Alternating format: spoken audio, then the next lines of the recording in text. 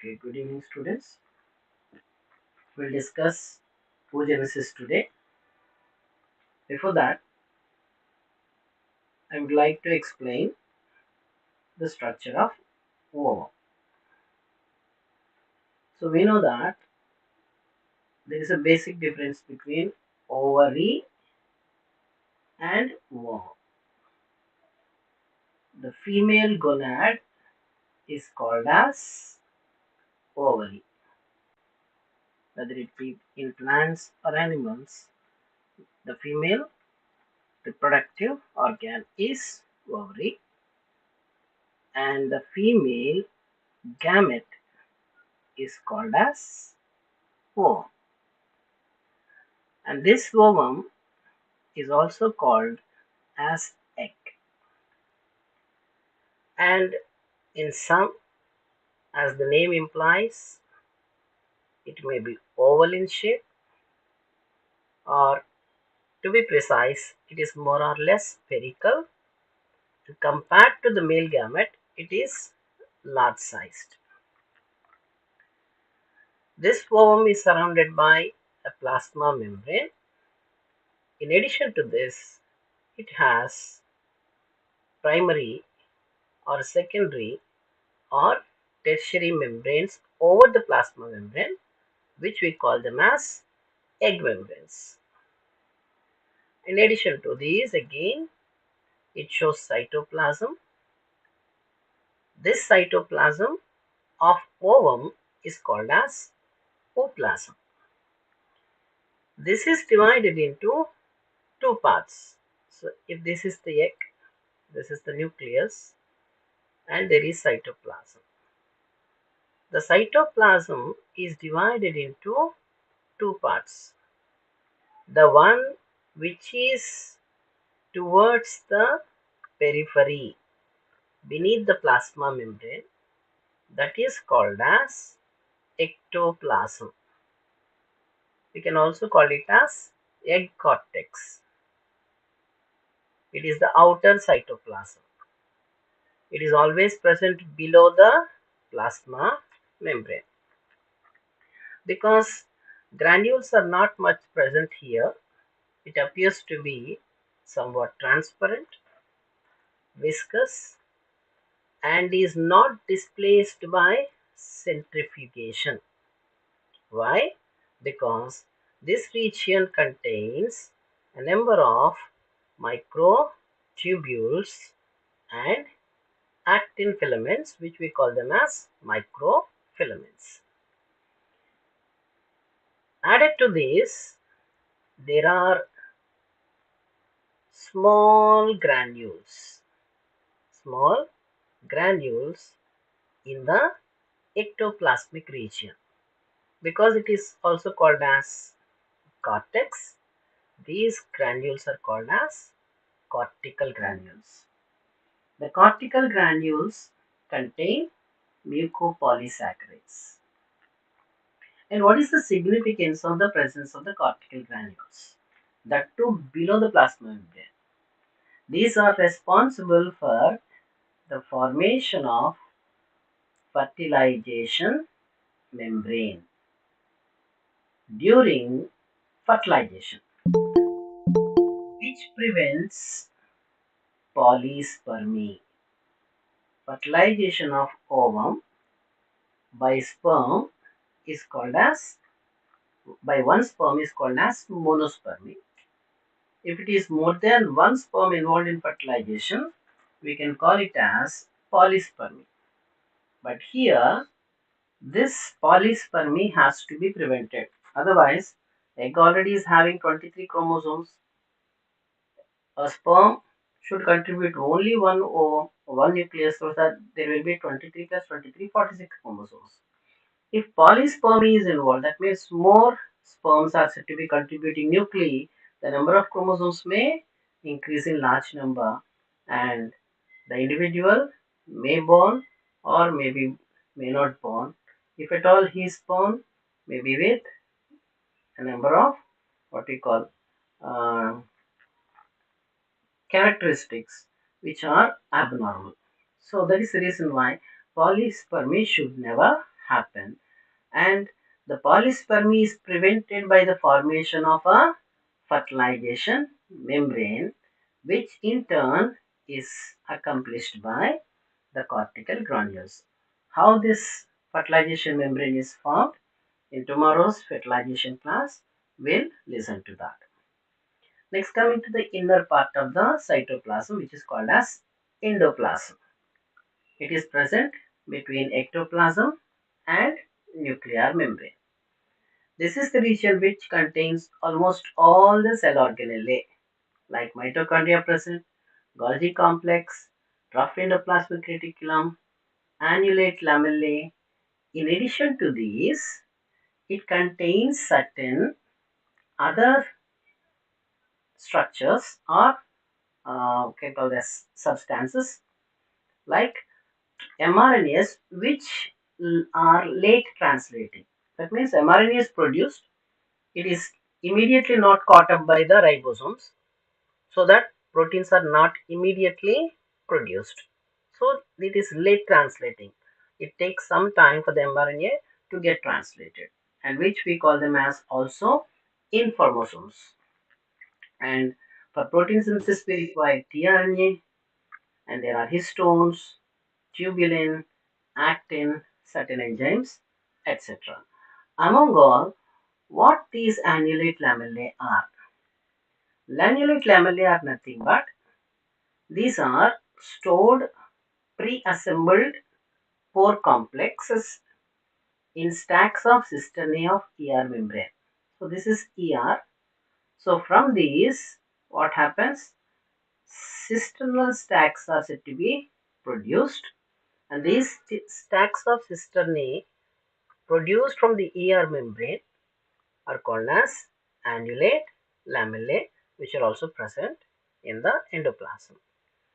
And the main components of the ovum, when we speak, it is nothing but the yolk material, along with which the stored food products are present in the form of carbohydrate storage like glycogen granules and fat storage in the form of lipochondria, which are also called as fat droplets. So apart from the cell organelles and other structures, yolk is the main component in the endoplasm. And inside the endoplasm, in what we have? We have a nucleus. The nucleus is not normal in size. It is somewhat enlarged. Hence, which we call this as germinal vesicles. Why this is large in size, greatly enlarged?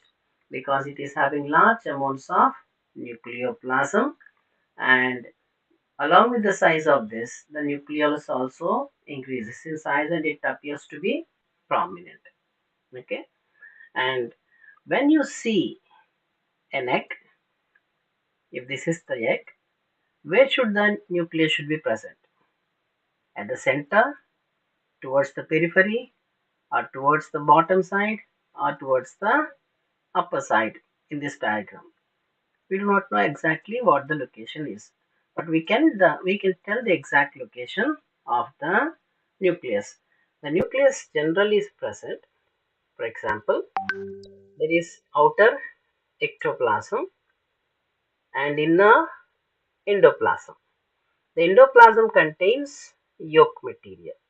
So let us say this part of the endoplasm is rich in yolk, and this part is said to be very less in yolk.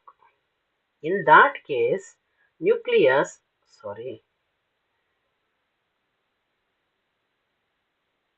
so this is said to be rich in yolk material, and the other part is said to be having very less yolk material. And in this case, nucleus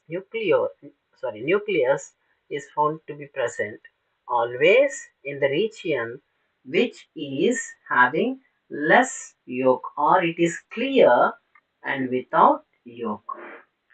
So what is the location of nucleus? We cannot say it is at the center, it is at the periphery. We should not say this. It is present in the endoplasm, which is clear and without yolk.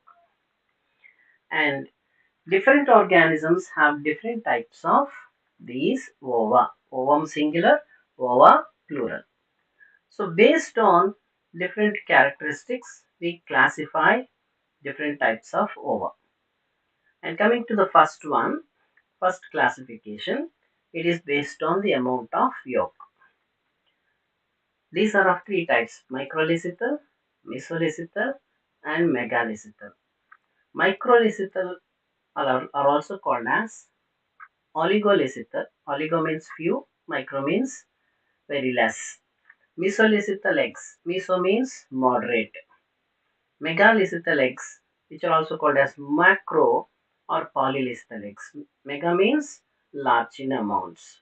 So here, based on the name itself, we can simply say that microlecythal eggs are the eggs where the yolk material is said to be very less.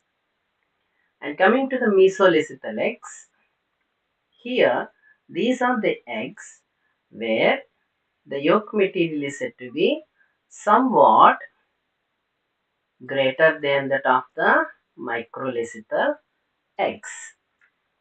And hence we call this as meso, where the yolk material is moderate. And the third one are megalecythal eggs. In megalecythal eggs, the yolk content is said to be enormous. It is enormous. In that case, we call it as mega or macro or polylecythal egg.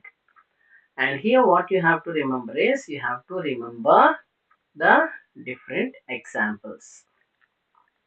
Microlecythal eggs by a scientist called as Kent. He called them as alecythal eggs. That means when he observed, it is almost seemed to be that it's not having any yolk material at all. Hence, alecythal means lecythum is yolk. A means here absent. He considers this egg as without almost yolk, but actually little amount of yolk is said to be present.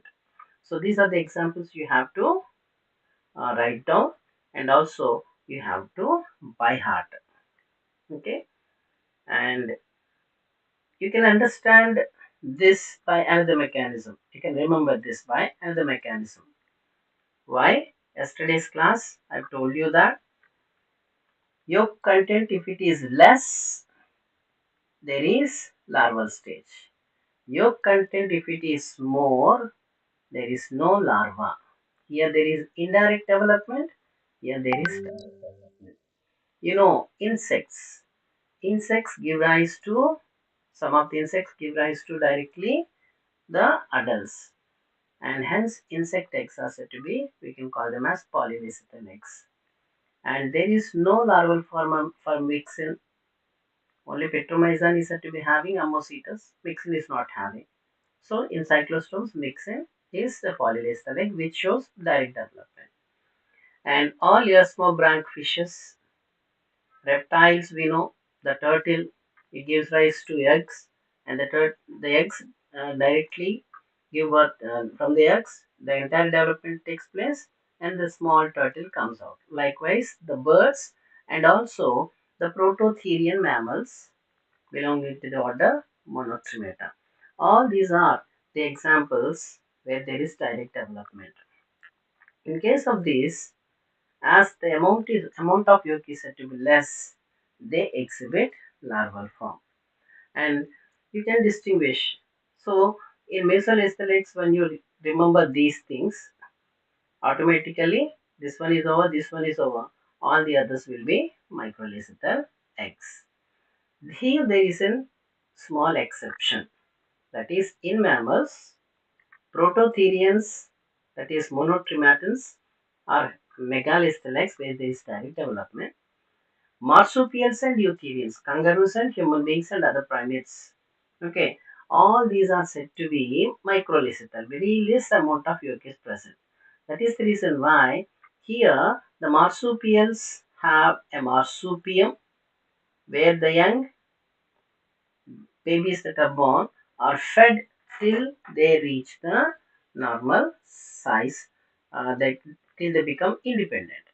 Likewise, eutherians, us, we have a placenta. So, though these are microlecythal, there is no larval form.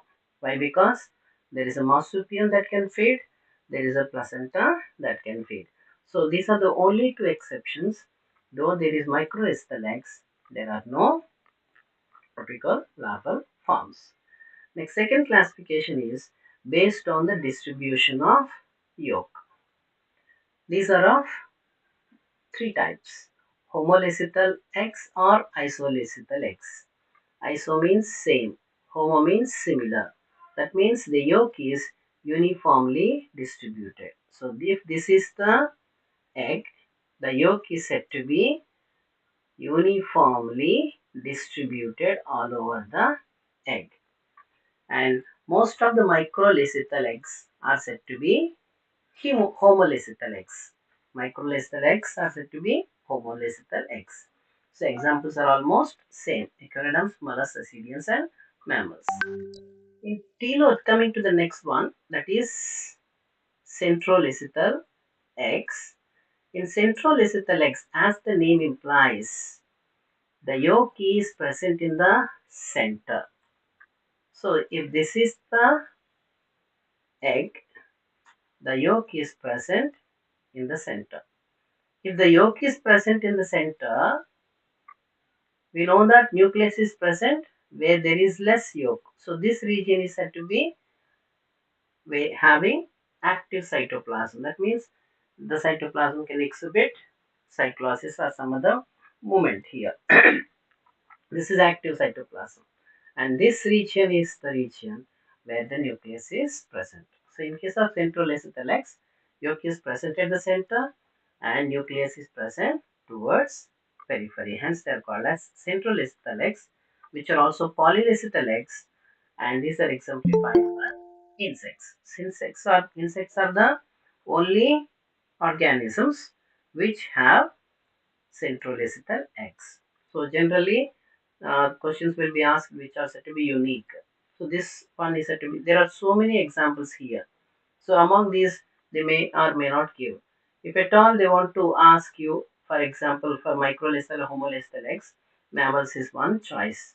The two in mammals, here eutherian and marsupials, not monotremates or prototherians. The third one is said to be telolithal eggs. So telolithal eggs means telomere. When we read about chromosome, the ends of chromosomes are called as telomeres. That means it is end, one terminus.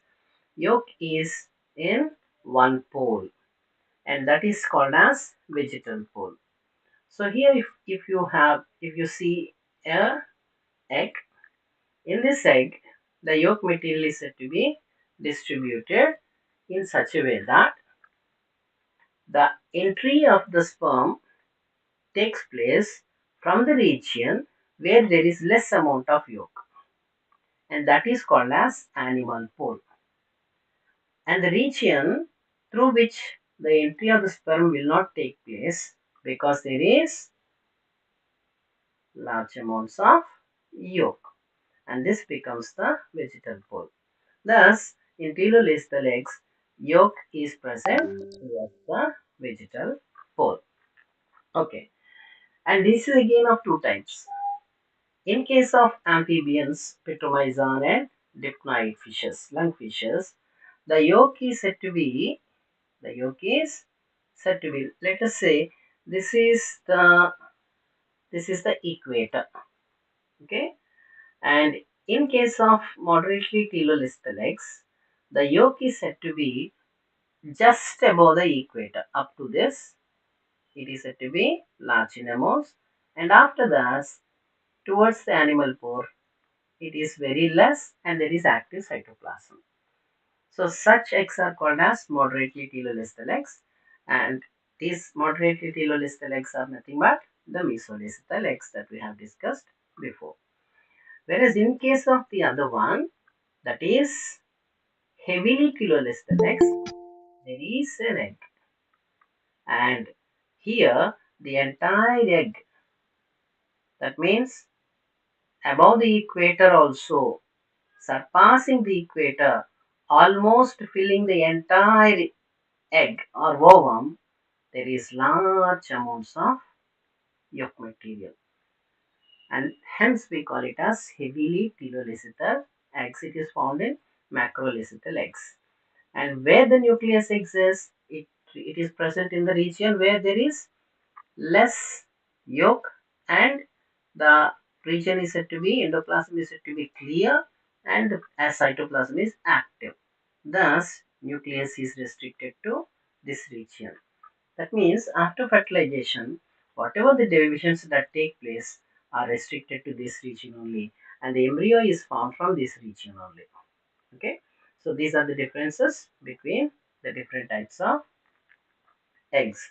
This is what determines actually the type of development that we're going to discuss in the coming classes. And coming to the exact process, that is gametogenesis, formation of ovum, which we call it as oogenesis. So formation of ovum from oogonia, these are nothing but mother cells of ovum, are called as oogenesis. So where it actually takes place? This takes place in the, if this is the ovary, here this is cortex, and this is medulla, and this process of oogenesis takes place in the cortical region of the ovary. And as we know, it is divided into three phases: multiplication phase, growth phase, and maturation phase.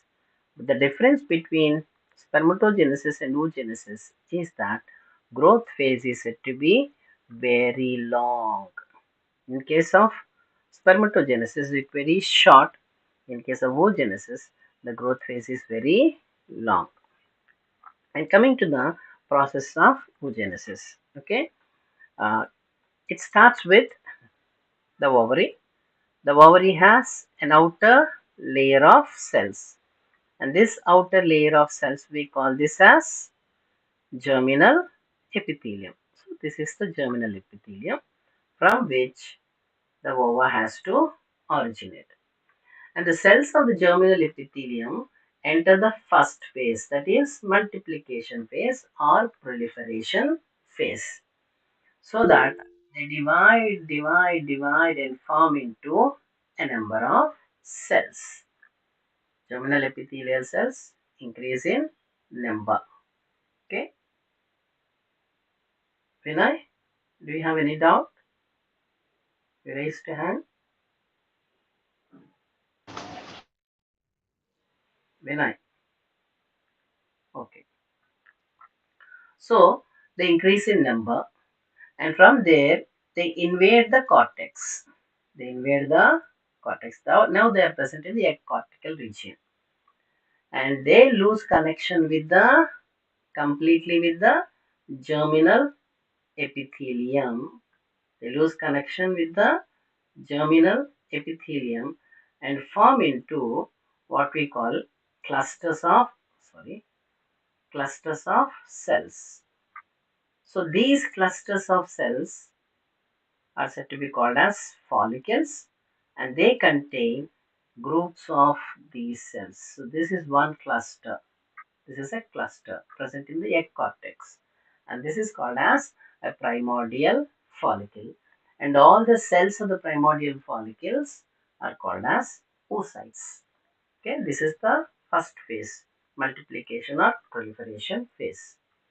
Next, what happens is the primordial follicle develops into a primary follicle, and this process, from the primary follicle, secondary follicle is formed, tertiary follicle is formed, quaternary follicle is formed, and finally the mature Graafian follicle is formed.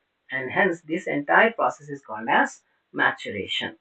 So maturation of the ovum takes place simultaneously along with the development of the ovarian follicle into primary, secondary, and finally Graafian follicle.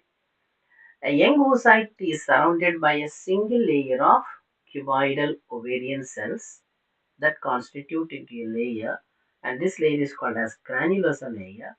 it constitutes the primary follicle.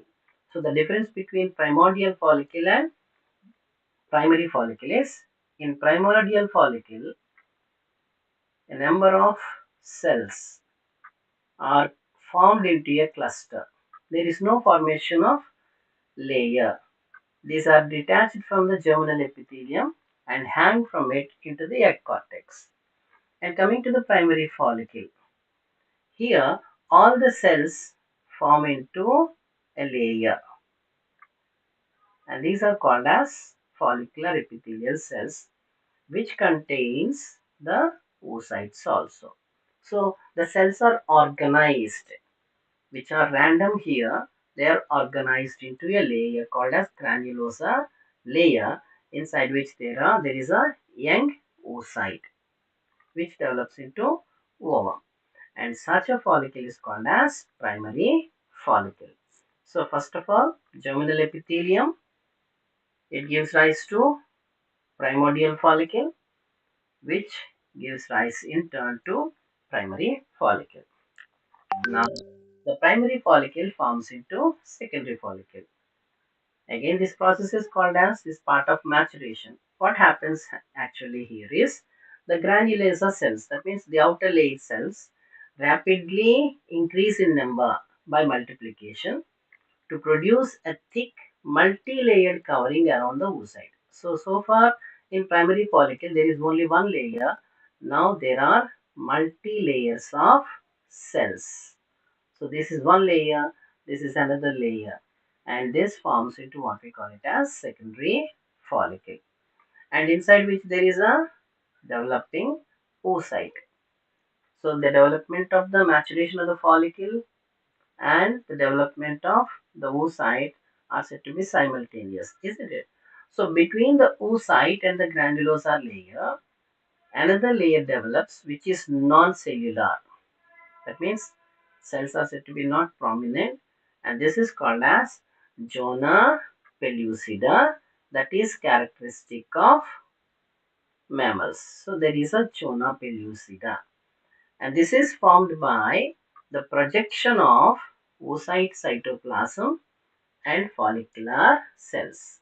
So the oocyte cytoplasm and the follicular cells project to form this, what we call this, zona pellucida. And now this structure is called as secondary follicle.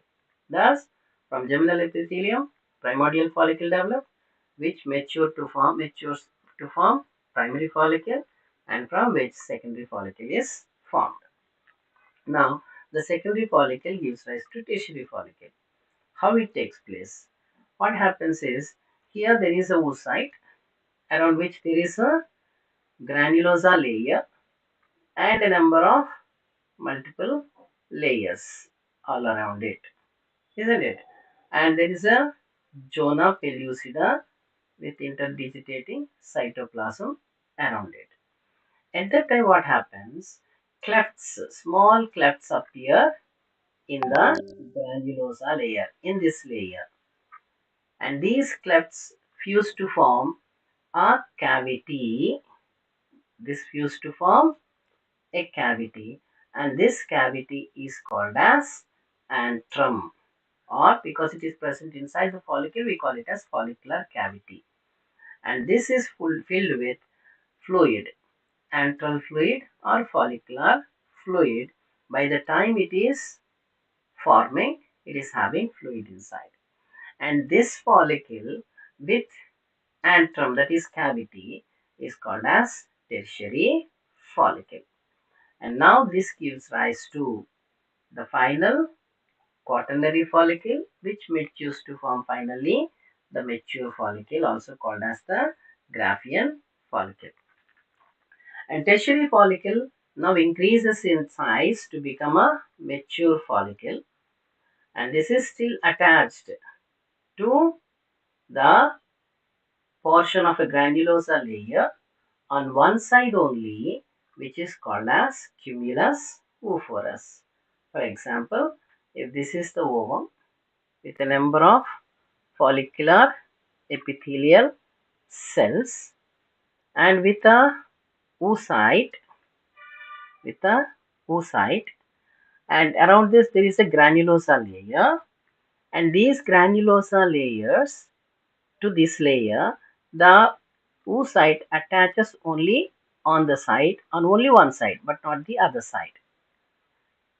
Why? Because all the cells in the granulosa here, they multiply and they support the oocyte on one side only, and this region is called as cumulus oophorus.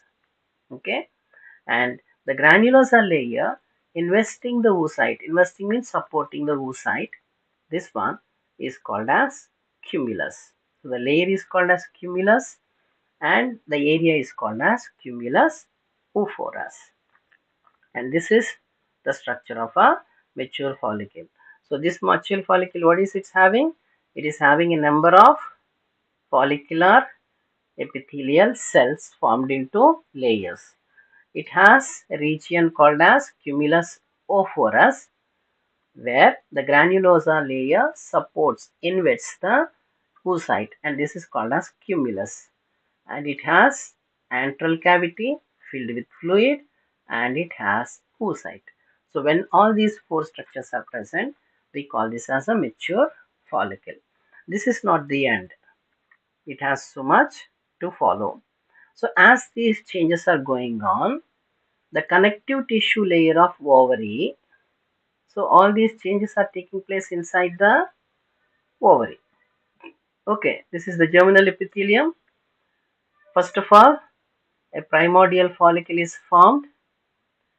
From this, a primary follicle is formed with oocyte.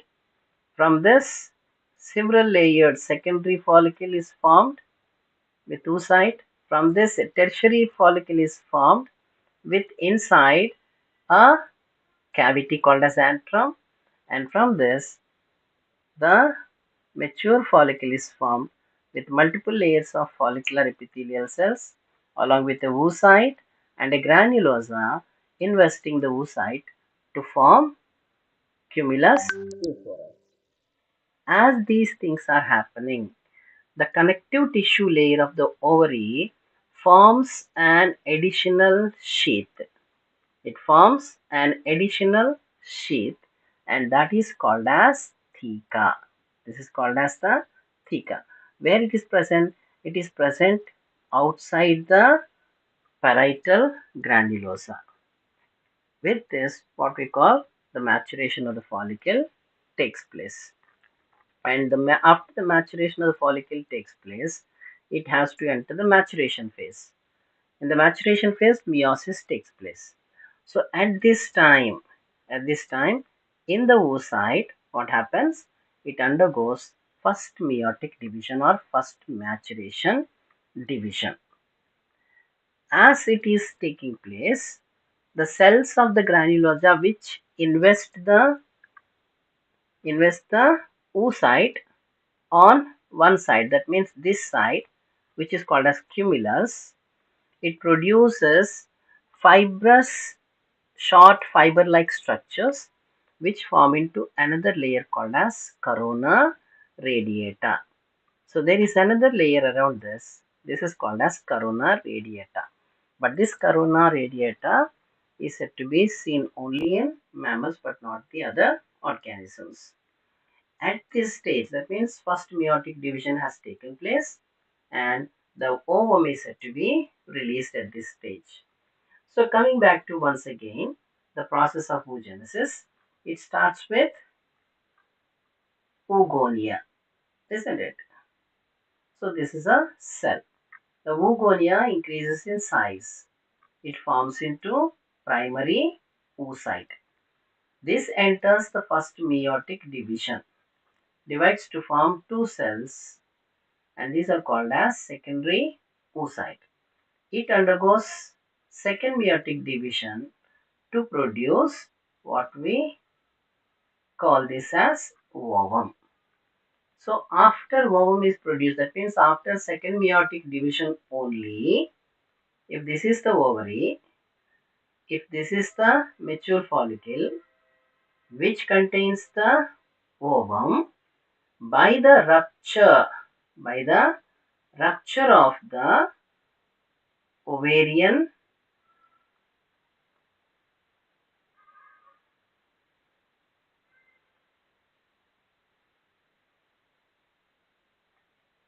follicle, Graafian follicle. What should happen? The ovum has to be released outside a process called as ovulation. So ovulation should take place after second meiotic division. But here there is a saying that ovulation takes place at this stage. That means after first meiotic division in mammals. That means it is not the ovum that is released, it is the secondary oocyte that is released out. Okay. So what happens is, if this is the female reproductive tract in human beings, okay, so here the ovary is present on either side. And this is fallopian tube or oviduct. This is uterus, this is cervix, and this is female genital organ. Now, from the ovary, from the Graafian follicle, ovum is released. But this is not the ovum. This is what? This is the secondary oocyte that is released in mammals, including human beings, after the first meiotic division. And this is collected by the infundibulum and it reaches the fallopian tube, which waits for 1 or 2 days, maximum 1 day, till the sperms are introduced into the female reproductive tract during copulation, which travel through, reach the fallopian tube, and where the fertilization takes place. So here, what I want to mention is ovulation takes place at the secondary oocyte stage. After it reaches the secondary oocyte stage, where it reaches? It reaches the fallopian tube in the secondary oocyte stage. Now the sperm comes in contact with this. Then it completes the second meiotic division. Yesterday I have told you that one of the functions of the sperm is to activate the egg. What is activation? It is said to be after first masturbation division, it enters the second meiotic division and it is said to be in the metaphasic state, it is said to be blocked. So when the sperm touches it, comes in contact with it, it gets activated and anaphase, telophase and cytokinesis are completed and the secondary oocyte now becomes the ovum which is now ready for amphimixis. What is amphimixis? This is the egg and this is the sperm. The sperm contributes its nucleus after which the sperm is said to be falling off and now both the nuclei fuse to form a single nucleus. 23 plus 23, 46 chromosomes. And this process of fusion of nuclei is called as amphimixis. It can take place only after the second meiotic division is completed. Okay, and these three phases, the first phase is proliferation phase, second phase is growth phase, and third phase is said to be maturation phase. And these are not clear cut as seen in the case of spermatogenesis. And hence, this is before meiosis and after meiosis we divide into for convenience to understand it in a more elaborate manner. Thus, oogenesis is divided into two phases. One is called as the phase which is before meiosis, where division of the cells takes place, primordial follicles, primary follicles, etc. are formed, and this is called as pre-meiotic phase or proliferative phase. Then it enters the meiotic phase, and this meiotic phase is started by growth phase, followed by vitellogenesis, that means formation of yolk, and maturation of the egg with a number of layers investing, and egg membrane deposition, extra layers like corona radiata, zona pensile we have just mentioned. Those are deposited, and from there it enters the third phase, that is maturation phase, where meiosis takes place. So let us see one by one. Proliferative phase. It takes place during embryonic phase, larval phase, and even in fetal life in case of human beings. So remember, the first phase, proliferative phase, takes place in the embryonic stage, larval stage, in case of other organisms, and even fetal life in case of human beings and other mammals. And what happens is the germinal cells give rise to germinal epithelium gives rise to primordial follicles. And these primordial follicles develop into mother cells of the ovum called as oogonia. In fishes and amphibians, this phase is said to be seasonal. Okay, it is seasonal. And new oogonia are replenished each mating season. So, every mating season, new oogonia are said to be formed from a population of reserve gonocytes that are present in the ovaries. And the egg development in vertebrates is found to be a wasteful process, including human beings, because many oogonia that are formed degenerate in phased manner. They degenerate in a phased manner. Let me explain you this phase. So what actually happens is approximately 1700 primordial germ cells migrate from where? From the yolk sacs in case of human beings, from migrate and invade the undistinguished female gonad. Yesterday we have discussed it. It is undistinguished. That means it is neither testis nor ovary. It can become based on the genotype and hormones, either into testis or ovary, and that is called as undifferentiated or undistinguished gonad. So this is undistinguished female gonad into which nearly 1700 primordial germ cells migrate, and this takes place at about first month of the development of the fetus. Now what happens is these 1700 primordial germ cells, they undergo proliferation. We are still in the proliferative phase. They undergo proliferation and the increase in number by second month, within 2 months, there will be 6 lakhs oogonia. From 1700, it reaches 6 lakhs. Next, by fifth month, the gonad assumes female characteristics. Now, the undistinguished gonad becomes the ovary, and only 7 million oogonia are said to be formed here. There are how many? 7 million. And what happens? At this stage, mitosis stops, the proliferation stops, and oogonia enter first meiotic prophase. So mitosis stops and oogonia enter first meiotic prophase and they become oocytes. Okay. Now what happens? At birth, after the completion of this, at birth, how many oogonia are present?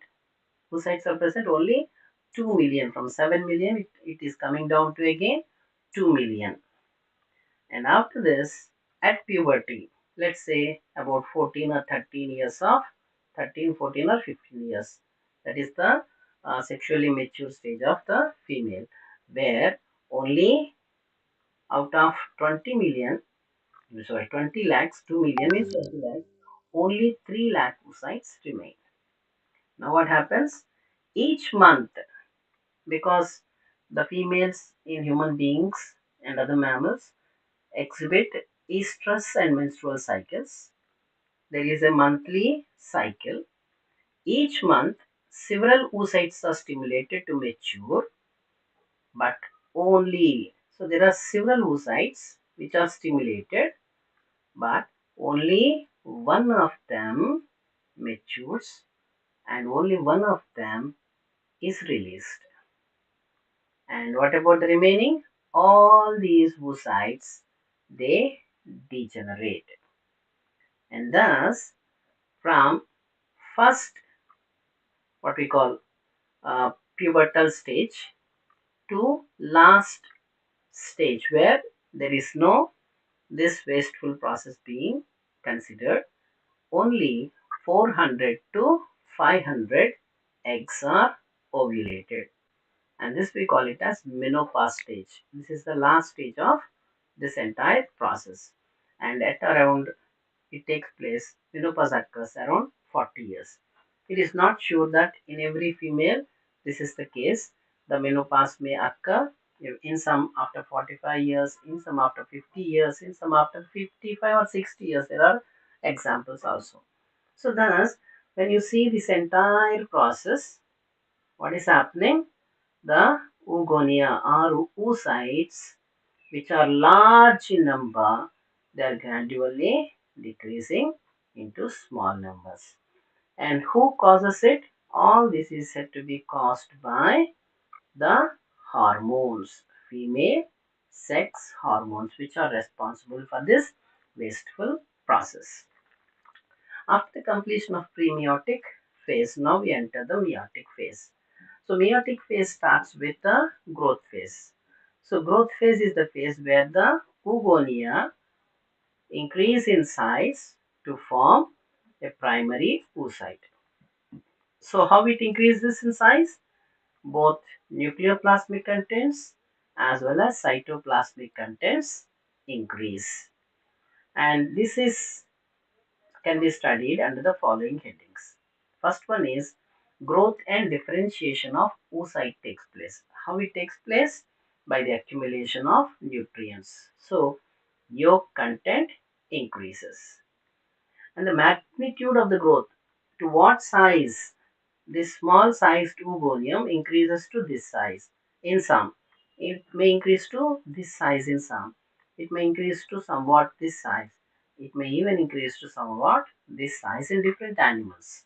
So thus the magnitude of growth is different in different mammals and in different animals. In mammals it is 200 microns in size increasing, and in case of birds 40,000 microns. In case of frog, the increased after growth phase, it is of the size of 2000 microns, whereas in case of mouse, it is increasing to a size which is 43 times that of the oogonium size. And the scientists have also calculated the rate of oocyte growth in some organisms. They say that in amphibians, it is 27,000 times. In Drosophila, the rate of oocyte growth is 90,000 times. And where actually this oocyte growth takes place? Scientists say in mammals, it takes place in the body fluids, whereas in others, the entire oocyte development takes place in the ovary. And we are going to discuss about in the next slides. And coming to the growth of oocyte, and here in the growth of oocyte, the next part is said to be growth of nuclear substances followed by cytoplasmic substances. Coming to the nuclear substances, we come across with two things. One is the presence of lamb brush chromosomes. So bumper synthesis of mRNAs from the oocyte genome results in lamb brush chromosomes. So what are lamb brush chromosomes? When you observe a lamb brush chromosome, it appears like the lamp. So previously, in old ages, our parents are having these kind of lamps, and where there is a oil here and flame comes from this point. And during this, smoke comes and it is said to be covering the entire lamp on all sides. Unless otherwise this smoke is said to be cleared, we cannot see it. The light cannot pass. So what the scientists do is, or at the time, so not scientists, they used a brush. This is somewhat like this. So this brush is said to be put inside for the cleaning of the lamp. And the scientists say this chromosome appears like the cleaning brush of the lamp. This is called as lamp brush. Nowadays we call this as test tube brush chromosomes. We have test tubes. Even for the test tube cleaning, we use such brushes. So these are called as lamp brush or test tube brush chromosomes. So why they are called so? Here this is the chromosome, okay, with DNA double helical having heterochromatin followed by euchromatin, heterochromatin followed by euchromatin, heterochromatin, and so on, isn't it? So what is the difference between these two? Heterochromatin is said to be transcriptionally inactive because it is much folded. The chromosome is much folded here in this region. Euchromatin is active, transcriptionally active region where it is less tightly folded. So because it less tightly folded, what happens is in this region, here it can loop out. It can loop out to form what we call the tightly folded region gets looped out. When the DNA double helices are said to be unwound, it forms loops. What should happen? The RNA polymerase come and it can start synthesizing mRNA. So this is the region where mRNA synthesis takes place. And this mRNA means when mRNA from DNA, mRNA is produced. mRNA gives rise to proteins, and these proteins may act as enzymes, and these enzymes are responsible for breakdown of the stored food in the ovum in the form of yolk.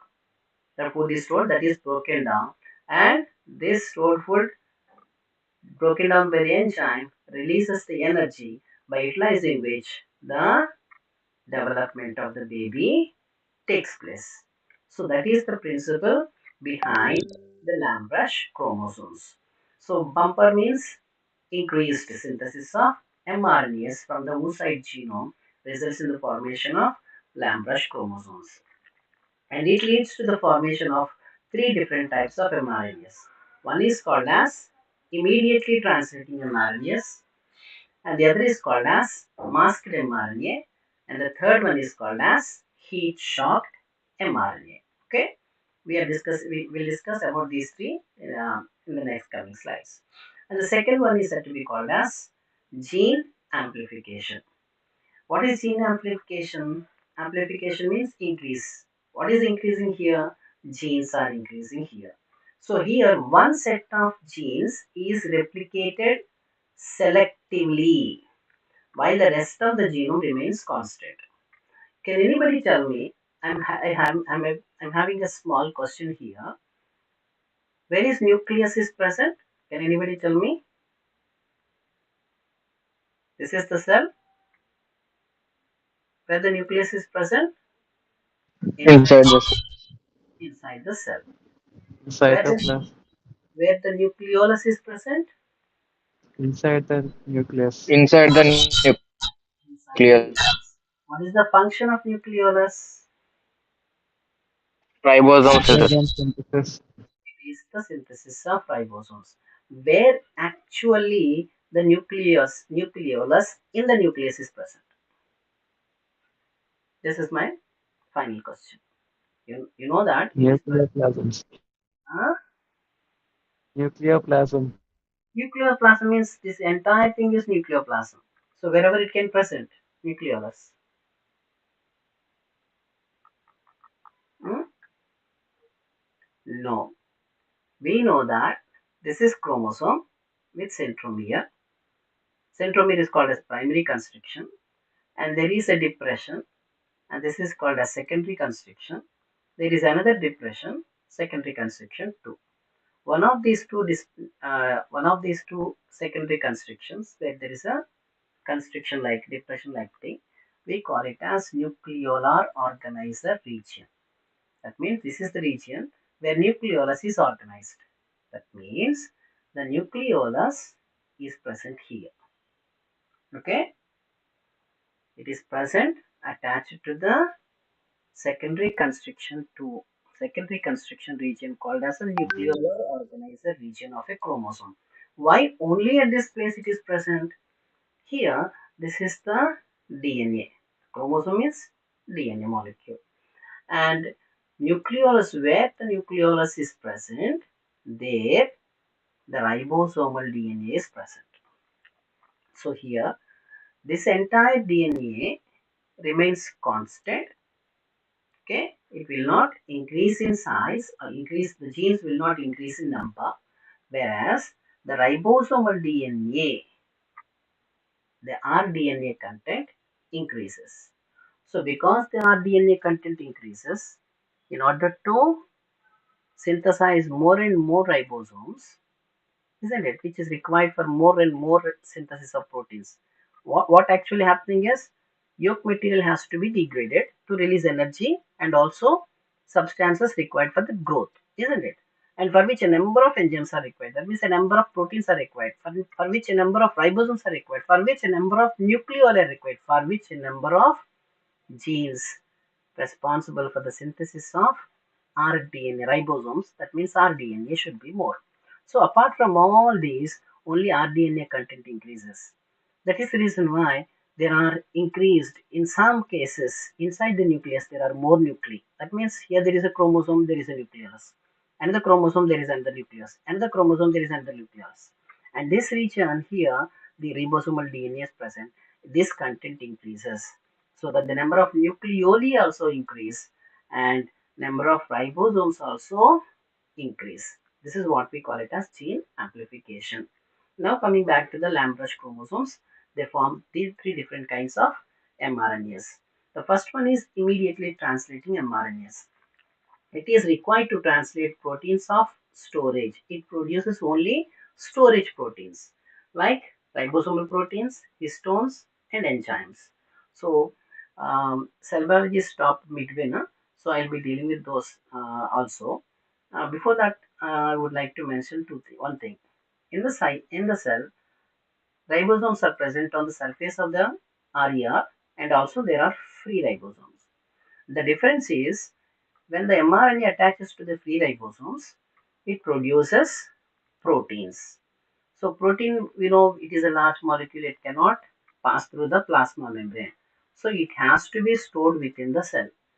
So whatever the mRNA that is produced, that is attached to the free ribosomes, here it produces only proteins which are of storage function, like the proteins of the ribosome, the proteins of the nucleus, that means which are associated with the chromosome, histones, and also all other enzymes involved in metabolic activity. And these are immediately translating mRNAs. That means these proteins are immediately required during the growth phase itself for the developing oocyte.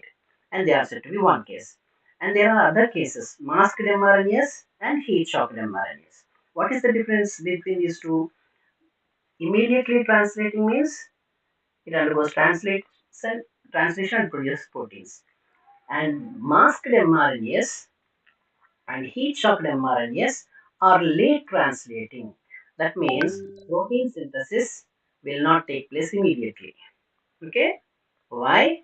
These proteins are not required immediately. They are required only during the process of after fertilization, during the process of development. During the process of development, here the cell is said to be in secondary oocyte stage. That means it has already entered the meiosis. When it is already entered the meiosis, it cannot, what we call, transcription may not take place at that time. So here, as transcription may not take place at that time, before that, during the growth phase itself, the mRNA that are required the mRNA that are required after that period during the process of cleavage development, they are produced now, because during cleavage the division is going to be very rapid. G1 is absent, G2 is absent, only S phase is said to be present, followed by mitotic division. And at that time, here the translation process is said to be only taking place, and transcription may or may not take place, and for which we require mRNA in large numbers so that the required number of proteins can be synthesized. So thus, these masked mRNAs and heat shocked mRNAs, they are produced during growth phase, and they are said to be late translating because the translation is repressed during oogenesis and is stored within ribonucleoprotein storage particle for subsequent use during embryogenesis. And these masked mRNAs are called as informasomes by Spirin in 1965.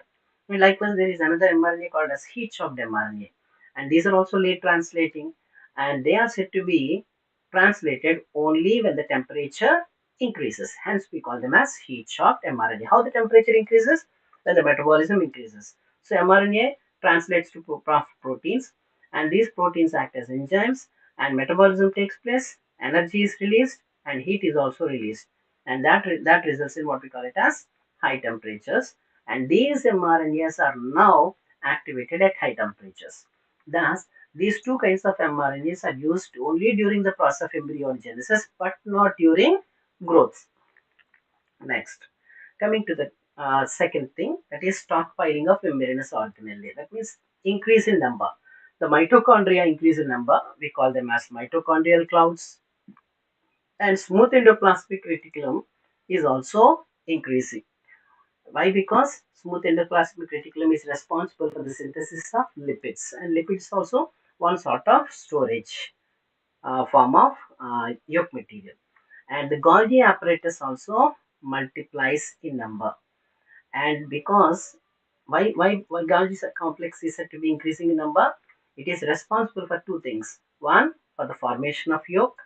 Second, for the formation of membrane of ER, and above all, it is the vesicles of Golgi form into cortical granules present in the cortex that are responsible for preventing the polyspermy. Thus, for all the activities that are destined, that are said to be not predestined, they are predestined. They are to take place after the what we call oogenesis process, and for that reason, all these cell organelle increase in number. And now we come to the last phase of the growth phase, that is vitellogenesis. Vitellogenesis is nothing but formation of yolk synthesis. Why we give this name? Because there is a protein called as vitellin. This is the most significant protein that is responsible for the yolk. That is what we call it as yolk, because it is large in amounts in number. Hence, we call this process as vitellogenesis. And this yolk is said to be of two types. One which is rich in protein, the other which is rich in fats. So, yolk can be protein yolk or it can be fatty yolk. And coming to the actual classification of yolk, it is based on the granules which, which are said to be smaller in size or larger in size. It is of two types, granular yolk and yolk platelets.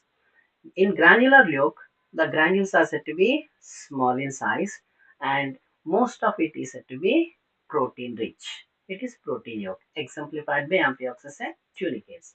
The other is said to be large granules, hence it is called as yolk platelets. And this is present in case of amphibians, and this is made up of proteins called as phosphatin and lipobutylin, hence the name vitellogenesis. Why this is called as phosphatin? It is highly phosphorylated. This vitelline protein is said to be highly phosphorylated with nearly 8.5%, 4% of phosphorus content, and its molecular weight is said to be 35,000 daltons. In addition to this, there is another protein called as lipovitellin. It is a protein with 17.5% of lipids, hence we call it as lipovitellin. So, vitellin with more lipids, vital protein with more phosphorus, and the molecular weights are respectively 35,000 and 40,000. Here, two phosphatin molecules bind with one lipovitellin molecule to form into these yolk platelets. Thus, vitellogenesis takes place. And where actually this vitellogenesis takes place? Some say it takes place within the ovary in coelentrates exemplified with coelentrates, echinoderms, and bivalve mollusks. And this is called as autosynthesis. What do you mean by autosynthesis? Yolk synthesis takes place within the ovary. That means in the Golgi complex, smooth endoplasmic reticulum, RER, all and ribosomes all contribute to the formation of yolk. Whereas in case of vertebrates, the yolk material is synthesized in the liver. From there, through the blood, it reaches the ovum where it is said to be deposited. That it is called as heterosynthesis. And this entire yolk, made up of a protein called as vitellin, is derived from a protein precursor called as a vitellogenin. And this vitellogenin is said to be made up of lipids and carbohydrates. Thus, it is a lipopolysaccharide. In addition to this, you come across with another term called as yolk body during the formation of yolk. It refers to the mitochondria of eggs, which produce an enzyme called as protein kinase that is involved in the phosphorylation of phosphatin. So phosphatin is phosphorylated. Who phosphorylates the phosphatin? Here, a protein kinase. Where from this protein kinase is produced? From the mitochondria of eggs. And these mitochondria are forming into what we call it as large number of clouds. So these mitochondrial clouds here constitute, at the time scientists don't know what actually this cloud like thing is. They called it as a yolk body, which is responsible for the phosphorylation of phosphatin. Later scientists found that it is nothing but the large number of mitochondria present in the eggs. And finally, coming to the last part of the meiotic phase, it is the differentiation of oocyte. First one is origin of polarity. That means the egg is divided into two poles, animal pole and vegetal pole. Thus, an animal vegetal axis is said to be formed, and this is what we call it as bipolar differentiation. At the same time, the organism, we are bilaterally symmetrical organisms, hence establishment of bilateral symmetry also takes place. That means dorsal and other side ventral surfaces are said to be developed. And in addition to this, there develops the formation of a cortical granules in the cortex. Thus, there is an ectoplasm and endoplasm being formed. Thus, there is a cortical differentiation. And finally, maturation phase. We have completed prophase, proliferation phase, and second phase is said to be growth phase, which is part of meiotic phase, and finally maturation phase. It involves the completion of meiotic cell division, thus formation of three small-sized yolkless haploid polar bodies and one large-sized yolk-rich haploid otid called as ovum or egg. So what actually happens is, let me explain in the last slide. This is the last step here. So these are the oogonia, which increase in size to form primary oocyte. Due to the development of yolk, it has large amounts of yolk. If this cell undergoes equal division, the yolk material is also equally distributed between the daughter cells. That means it will contain half the amount of yolk and it will contain half the amount of yolk. And in the second division, only 1/4 of yolk is present, like the sperms, so that the egg will not have sufficient yolk for the development of the ovum. Now what happens? First meiosis starts. And this first meiosis, every division is having karyokinesis and cytokinesis. Karyokinesis means division of the nucleus. So first of all, the nucleus divides into two. This is division of nucleus. So here the number of chromosomes is equally distributed. Hence, we say karyokinesis is equal. Now what has to happen? Cytokinesis.